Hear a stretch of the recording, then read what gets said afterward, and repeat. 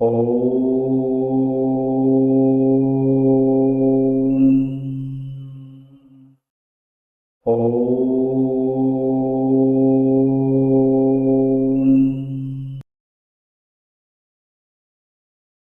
दर्शकों, नमस्कार। मैं एस्ट्रोलॉजर नारायण आप सभी का मेरे चैनल पर स्वागत करता हूं। तो दर्शकों, सीखने की इस कड़ी में आज आगे बढ़ते हैं। अपनी अभी जो चर्चा चल रही है वो सेकंड लॉर्ड को लेकर चल रही है। तो सेकंड लॉर्ड की प्लेसमेंट के अकॉर्डिंग वो कैसा रिजल्ट्स देते हैं 1 से लेकर 12 घर तक, इसके बारे में डिटेल्स में अपनी चर्चा चल रही है। तो जस्ट प्रीवियस वीडियो में हमने बात किया था कन्या लगन की कुंडली के बारे में। कन्या लगन में जो सेकंड लॉर्ड होते हैं वो शुक्रदेव होते हैं, ठीक है। तो शुक्रदेव की प्लेसमेंट के अकॉर्डिंग वो कैसा रिजल्ट देते हैं, जरूरी नहीं है योग कारक है तो हमेशा अच्छा रिजल्ट देंगे, या मारक है तो हमेशा ही बुरा रिजल्ट देंगे, या योग कारक और मारक देख के यही डिसाइड होता कि ये तो योग कारक है अच्छा और मारक बुरा, तो फिर ये कुंडली में ये बहुत सारा पढ़ने की ज़रूरत ही नहीं होती। तो दर्शकों, आज आगे बढ़ेंगे, बात करेंगे कन्या लगन की कुंडली।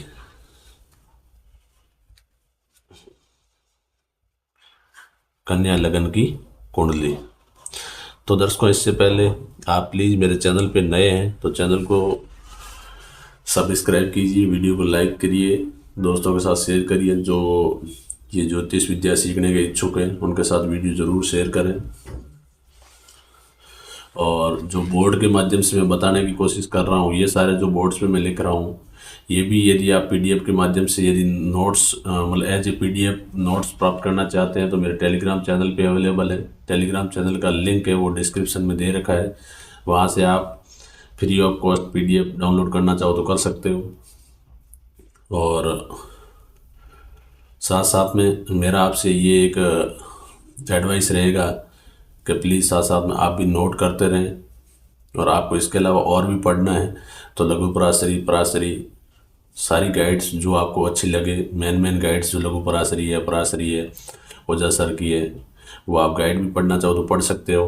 क्योंकि मैं आपके सामने ये जो सारा कुछ शेयर कर रहा हूँ, मेरा इतने सालों का जो एक्सपीरियंस है, मैंने अनुभव किया है और मैंने प्रैक्टिकली जो आजमाया है, सारा कुछ मैंने प्रैक्टिकली करने के बाद आपके साथ शेयर कर रहा हूँ। तो आई होप आपको अच्छे से समझ में आ रहा होगा। उसके साथ साथ किसी को इच्छा है यदि गाइड पढ़ने की तो गाइड भी पढ़ सकता है।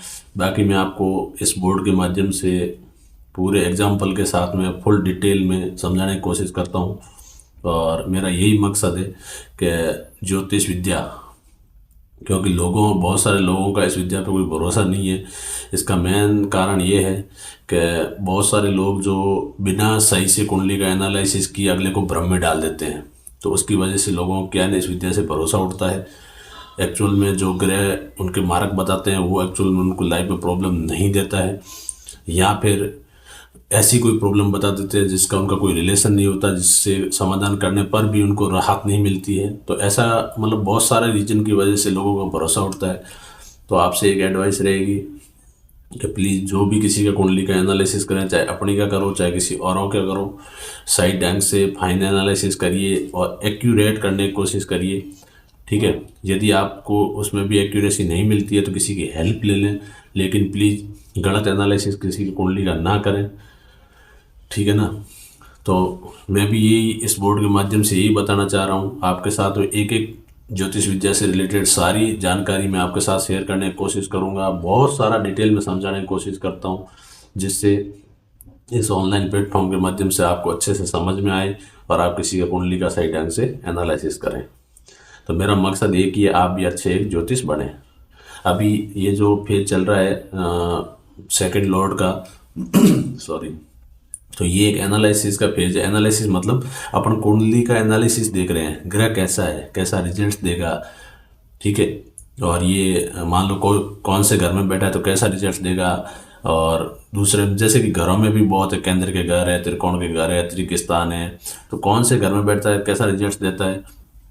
तो मैं एक एक डिटेल में एक एक कुंडली वाइज समझाने की कोशिश करता हूँ। आप भी साथ साथ में नोट डाउन करिए, समझने की कोशिश करिए, साथ साथ अपनी कुंडली लेके बैठिए, उसका एनालिसिस करने की ट्राई करिए, ठीक है दोस्तों।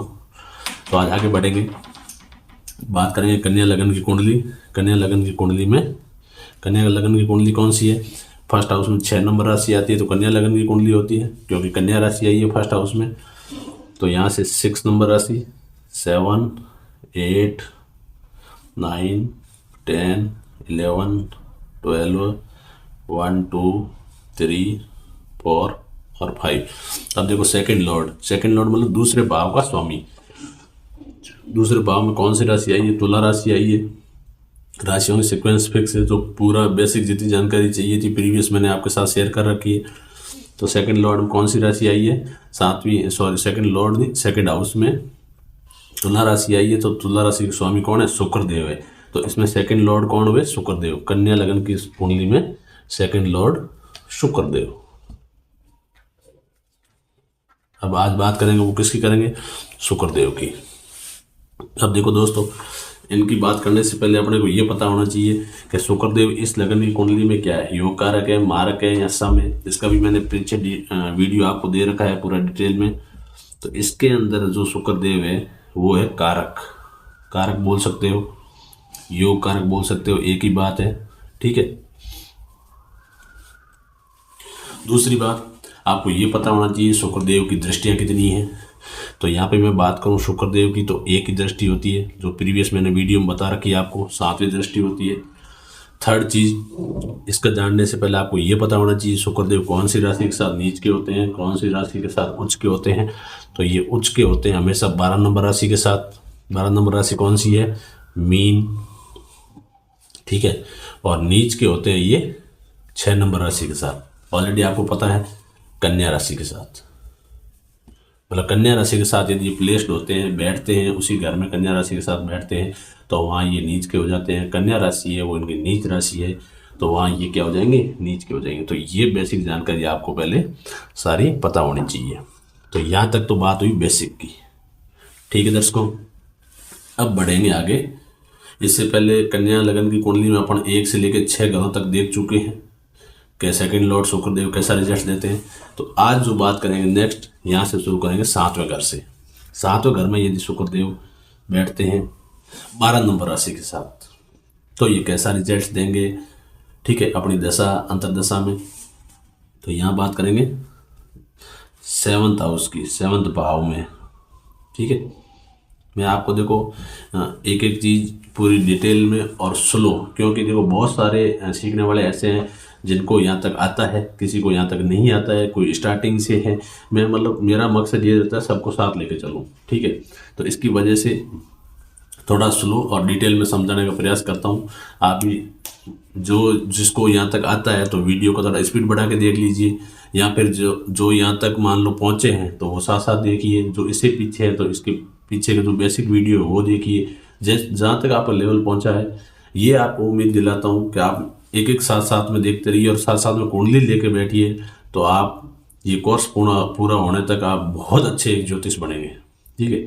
और इसमें आपको इसके साथ साथ क्रॉस भी देखना है तो गाइड भी पढ़ो, साथ में गाइड भी देखते रहिए, क्योंकि मैं जो आपके साथ एक्सपीरियंस शेयर कर रहा हूँ सारी गाइडों का प्लस गाइड का नॉलेज प्लस सारा कुछ जो लाइफ में प्रैक्टिकल किए हैं, एक्सपेरिमेंट किए हैं, सारा का सारा सारांश आपके साथ में शेयर करने की कोशिश कर रहा हूँ, ठीक है दर्शकों। आगे बढ़ते हैं 7th हाउस। अब देखो 7th हाउस में इससे पहले अपने को पता है कि ये इस कुंडली के योग कारक ग्रह है, बहुत अच्छे हैं। और ऊपर से इनको अभी घर कौन सा मिला है? केंद्र का घर मिला है। ये चारों केंद्र के घर हैं, यहाँ पे भी बहुत अच्छे हैं। अब आगे बढ़ते हैं कि ये कौन सी राशि के साथ बैठे हैं? 12 नंबर राशि के साथ बैठे हैं। तो 12 नंबर राशि कौन सी होती है? मीन। कन्या 6 नंबर राशि। तो 12 नंबर राशि के साथ ये क्या हो जाते हैं? उच्च के हो जाते हैं, तो और भी अच्छा हो गए, योग कारक भी है।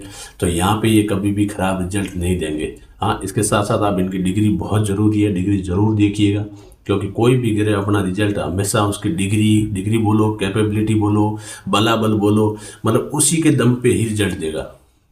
डिग्री कम है या डिग्री का रिजल्ट्स कम है या बलाबल कम है या कैपेबिलिटी कम है, एक ही बात है तीनों वर्ड। तो यदि उसमें डिग्री नहीं है या कैपेबिलिटी नहीं है तो कोई भी ग्रह कितना भी अच्छा हुआ, उच्च के हुए या जो भी हुए, कितना भी शुभ हुए ना, तो भी अच्छा रिजल्ट्स कभी वो दे नहीं पाएंगे, क्योंकि उनमें कैपेबिलिटी नहीं रहती है। और डिग्री हर कुंडली की, हर ग्रह की, हर कुंडली में अलग अलग होती है, ठीक है। तो मैं डिग्री का इतना ही जिक्र करता हूँ कि आप अपनी कुंडली में कोई भी कुंडली निकालते हो ऑनलाइन तो उसमें डिग्री मेंशन रहती है, डिग्री ऑलरेडी लिखी रहती है साथ में, तो डिग्री ज़रूर देखिएगा। डिग्री के अकॉर्डिंग कितना रिजल्ट्स होगा वो ऑलरेडी मैंने पीछे प्रीवियस में सारा बेसिक में बताया है। तो मान लो किसी की 12 डिग्री है तो कितने % रिजल्ट देंगे, तो वो आप प्रीवियस का वीडियो देख सकते हैं। चलो बात करते हैं 7th हाउस में। 7th हाउस में शुक्रदेव बैठे हैं, यहाँ पे ये क्या हो गए, उच्च के हो गए, उच्च के हो गए, उच्च राशि के साथ प्लेस्ड है, और ऊपर से ये कुंडली के क्या है, योग कारक है। तो यहाँ पे ये क्या करेंगे, ये इनकी वजह से ये क्या करेंगे, बहुत ही अच्छा शुभ रिजल्ट्स देंगे as per degree, according to degree. ये बात दर्शकों को हमेशा ध्यान रखना, ठीक है। तो यहाँ पे ये शुभ रिजल्ट्स देंगे, साथ में शुभ या अच्छा लिख सकते हैं, बहुत ही अच्छा रिजल्ट्स देंगे अपनी दशा और अंतर्दशा में। अब कैसा रिजल्ट देंगे, देखो कौन से घर में बैठे हैं, 7वें घर में बैठे हैं। 7वां घर किसका है, दाम्पत्य सुख का घर है, विवाह का घर है, ठीक है। तो हमेशा इस टाइप का जो जातक होगा उसका विवाह से रिलेटेड कोई प्रॉब्लम्स नहीं आएगी, बहुत ही अच्छा होगा। और इस टाइप के जातक का जो भाग्य है वो विवाह के बाद उदय, भाग्य विवाह के बाद उदय,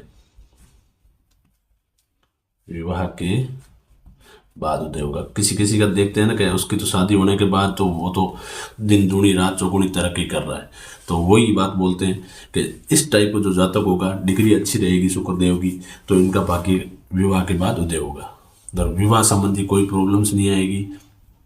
तो एक तो ये 7वें घर से संबंधित रिजल्ट्स देते हैं, प्लस बात करते हैं इनकी दृष्टि की, तो दृष्टि पड़ रही है 1st हाउस से। तो 1st हाउस शुक्रदेव के अकॉर्डिंग 1st हाउस होता है जातक स्वयं, तो उनकी जो पर्सनालिटी, जो भी उनका मतलब पर्सनालिटी, रंग रूप जो होगा वो शुक्रदेव के अकॉर्डिंग होगा। अब शुक्रदेव से अपन क्या क्या देखते हैं ये भी मैंने प्रीवियस वीडियो डाल रखा है। सुंदरता के कारक है, तो जातक इस टाइप का जातक बहुत सुंदर होगा, उसको पत्नी सुंदर मिलेगी, विवाह संबंधी कोई प्रॉब्लम्स नहीं आएगी, इनका जो भाग्य होगा विवाह के बाद उदय होगा। ठीक है दर्शकों, आगे बढ़ते हैं 8th हाउस में।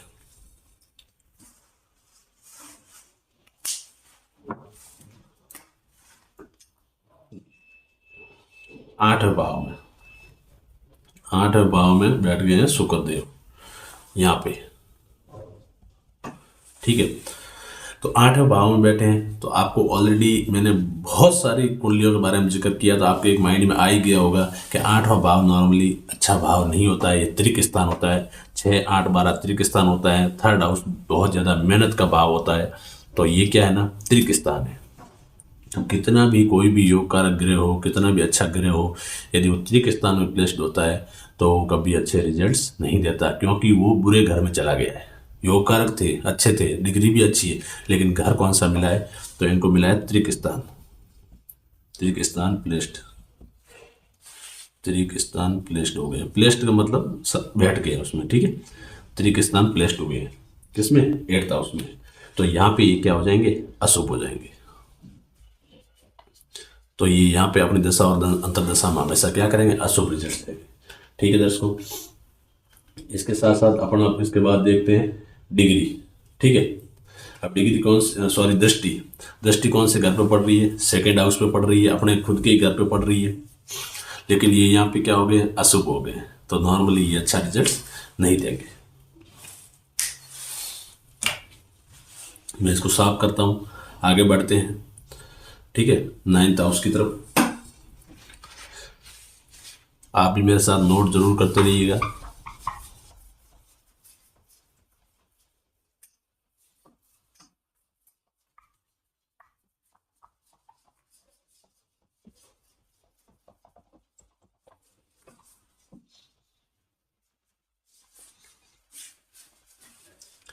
नाइन्थ हाउस की बात करें तो 9th हाउस सुनते ही आपके माइंड में आ गया होगा, 9th हाउस किसका है, पिता का भाव है, भाग्य का भाव है।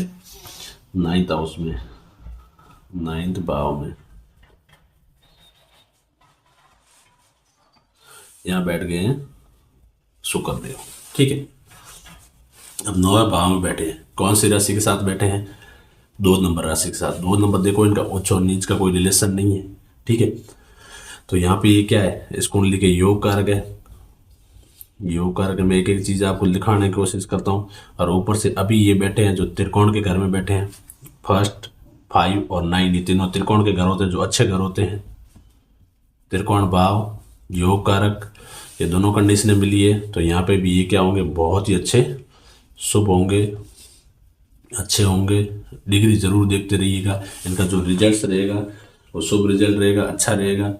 ठीक है, भाग्य के घर में बैठे हैं तो भाग्य के अकॉर्डिंग बहुत अच्छा रिजल्ट मिलेगा, भाग्य उदय होगा।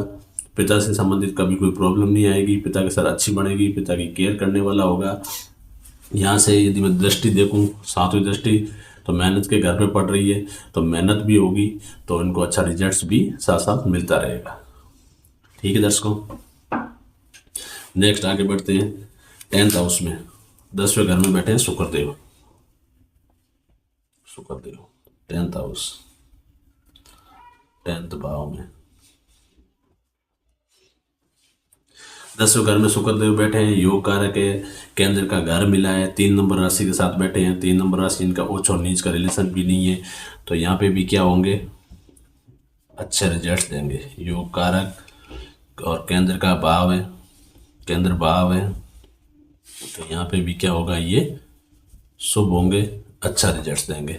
अब रिजल्ट किसके अकॉर्डिंग देंगे वो आपको मैं ऑलरेडी पहले बहुत बार बता चुका हूँ कि जिस घर में बैठते हैं, ये कौन सा प्रोफेशन का भाव है, कर्म का भाव है, तो उस घर के रिलेटेड बहुत अच्छा रिजल्ट देंगे। इनका प्रोफेशन अच्छा रहेगा, और प्लस दृष्टि इनकी चौथे भाव पे पड़ रही है। यदि यहाँ से 7वीं दृष्टि देखें, 1 2 3 4 5 6 7 माता के घर में पड़ रही है, तो उस घर से रिलेटेड भी कभी इनको प्रॉब्लम्स नहीं आएगी, बहुत ही अच्छा रिजल्ट देंगे। ठीक है, बात करते हैं नेक्स्ट 11th हाउस की।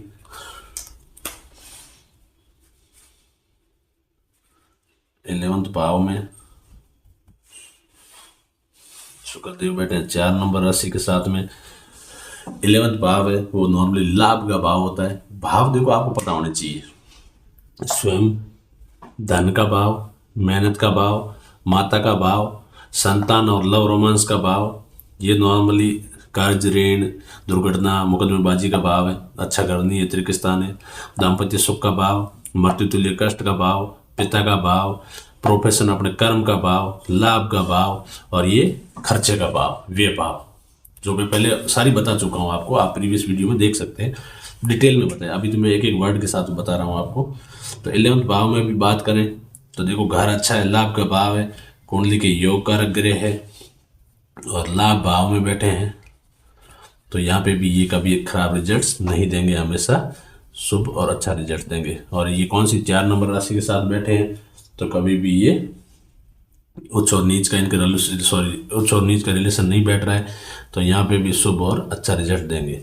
हाँ, 11th भाव है वो छोटी मोटी हेल्थ प्रॉब्लम का भाव है, तो छोटी मोटी हेल्थ प्रॉब्लम भी आएगी तो वो भी चली जाएगी, और हमेशा इनको कहीं ना कहीं से अच्छा लाभ मिलता रहेगा।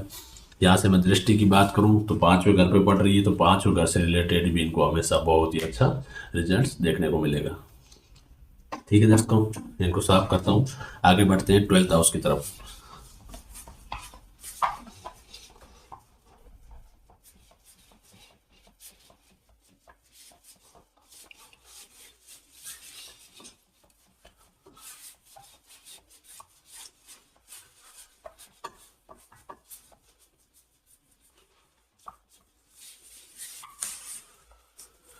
नेक्स्ट 12th हाउस, शुक्रदेव बैठे हैं 5 नंबर राशि के साथ में 12वें घर में, 12th भाव में। ठीक है, अब 12वां भाव सुनते ही आपके माइंड में आ गया कि त्रिक स्थान है। ठीक है, देखो अब ये क्या है, त्रिक स्थान है। त्रिक स्थान की वजह से यहाँ पे भी ये नॉर्मली क्या है, इनका देखा जाए तो शुक्रदेव का 12th भाव है वो कारक भाव होता है, लेकिन यहाँ पे भी ये त्रिक स्थान में बैठने की वजह से नॉर्मली अशुभ या अच्छा रिजल्ट्स नहीं देंगे। ठीक है, तो यहाँ पे भी ये क्या होंगे, अशुभ होंगे। ठीक है, तो अब देखो ये इनका अशुभ रिजल्ट्स कैसे, अब बताता हूँ थोड़ा कि देखो यहाँ पे इनका क्या है, 12th हाउस है तो कारक भाव, कारक भाव में नॉर्मली ये खराब रिजल्ट नहीं देते हैं, लेकिन मैंने अशुभ क्यों लिखा है इसका रीजन बताता हूँ आपको। हर ग्रह का अपना अपना कारक भाव होता है। ठीक है, शुक्रदेव का ये क्या है, कारक भाव है। अब कारक भाव है, देखो भाव से अपन क्या देख रहे हैं, 12th भाव से क्या देख रहे हैं, भाव है खर्चे का, ठीक है, खर्चे का है, अस्पताल के खर्चे का घर है और विदेश सेटलमेंट का घर है, ठीक है। तो यहाँ पे क्या होंगे, व्यय का भाव है ना, तो फिजूल खर्ची तो होगी होगी, क्योंकि घर ही खर्चे का है, ठीक है। लेकिन अब देखो फिजूल खर्ची देखा जाए तो फिजूल खर्ची एक जरूरी नहीं है कि अस्पताल, अस्पताल तो देखो फिजूल खर्ची नहीं बोल सकते, अस्पताल तो किसी को प्रॉब्लम होती है तो वो खर्चा करना ही पड़ता है, क्योंकि हेल्थ प्रॉब्लम होती है, जो भी प्रॉब्लम्स होती है। तो यहाँ पे क्या है, फिजूल खर्ची तो होगी, लेकिन कारक भाव होने की वजह से प्रॉब्लम्स कम आएगी, जैसे अस्पताल में है तो इस टाइप की प्रॉब्लम्स कम आएगी। लेकिन ये घर ही व्यय का है, व्यय क्या है तो खर्चा तो होना ही है, इसकी वजह से मैंने क्या लिखा है, इसमें अशुभ लिखा है। तो अपन थोड़ा एक नज़र डाल देते हैं कि शुभ कौन से घर में थे ये शुक्रदेव और अशुभ कौन से घर में थे, ठीक है। अब बात करते हैं फर्स्ट हाउस से, जो प्रीवियस वीडियो में बात कर रखे थे। तो फर्स्ट हाउस में ये 6 नंबर राशि के साथ नीच के हो गए थे, तो अशुभ हुए थे, ठीक है। और दूसरे घर में ये अपना खुद का घर था, अच्छे है। तीसरा घर नॉर्मली ये अच्छा नहीं माना जाता, क्योंकि बहुत ज़्यादा मेहनत को बढ़ा देता है, जहाँ तक जिंदगी भर खपता रहता है, ठीक है। चौथा भाव शुभ भाव, पांचवा भाव शुभ भाव, छठा भाव त्रिकस्थान, सातवां शुभ, आठवां, नौवां शुभ, 10वां शुभ, 11वां शुभ और 12वां। अब देखो ये ग्रह शुक्रदेव इस कुंडली के अति योग कारक होने के बावजूद भी इन चारों घरों में ये कभी अच्छा रिजल्ट्स नहीं देंगे। तो यदि योग कारक देख के अपन कारक या योग कारक देख के डिसाइड कर लेते कि कन्या लगन की कुंडली में शुक्रदेव हमेशा बढ़िया रिजल्ट देंगे, तो इन पांचों घरों में देखो अशुभ भी आ रहे हैं। तो मेरा बोलने का मतलब इतना ही है कि आप ओनली योग कारक और मार्क देख के ग्रह को डिसाइड मत करिए कि ये ग्रह अच्छा रिजल्ट देगा या फिर ये ग्रह अशुभ रिजल्ट देगा। हमेशा उसका और बारीक में डिटेल में एनालिसिस करिए, फिर डिसाइड करिए कि ये ग्रह इस कुंडली के लिए कैसा है। तो ये देखो पांचों घरों में ये अशुभ हो गए योग कारक होने के बावजूद भी, ठीक है दर्शकों। तो ये था कन्या लगन की कुंडली में सेकंड लॉर्ड की प्लेसमेंट के अकॉर्डिंग रिजल्ट्स। आई होप आपको अच्छे से समझ में आया होगा। अब इसके आगे नेक्स्ट तुला लगन की कुंडली के बारे में बात करेंगे, बहुत डिटेल में बात करेंगे। और उसके बाद भी आपको कुछ समझ में नहीं आता है, कुछ आपको प्रॉब्लम्स रहती है, कुछ प्रॉब्लम्स नहीं, कुछ डाउट होता है, तो आप कमेंट सेक्शन में जाके पूरा डिटेल में अपना कमेंट ज़रूर लिखिएगा कि इस वीडियो से रिलेटेड मुझे ये बात समझ में नहीं आई या फिर ये बात में मेरे को डाउट है, तो मैं उसका कमेंट के माध्यम से ही आपको वापस उसका सॉल्यूशन ज़रूर दूंगा। ठीक है दर्शकों, एंजॉय करिए, देखते रहिए, पढ़ते रहिए, कुंडली का एनालिसिस करते रहिए, आप 100% एक दिन बहुत अच्छा ज्योतिष बनेंगे। तो दर्शकों आज की वीडियो में इतना ही, मिलेंगे नेक्स्ट वीडियो में तुला लगन की कुंडली के साथ।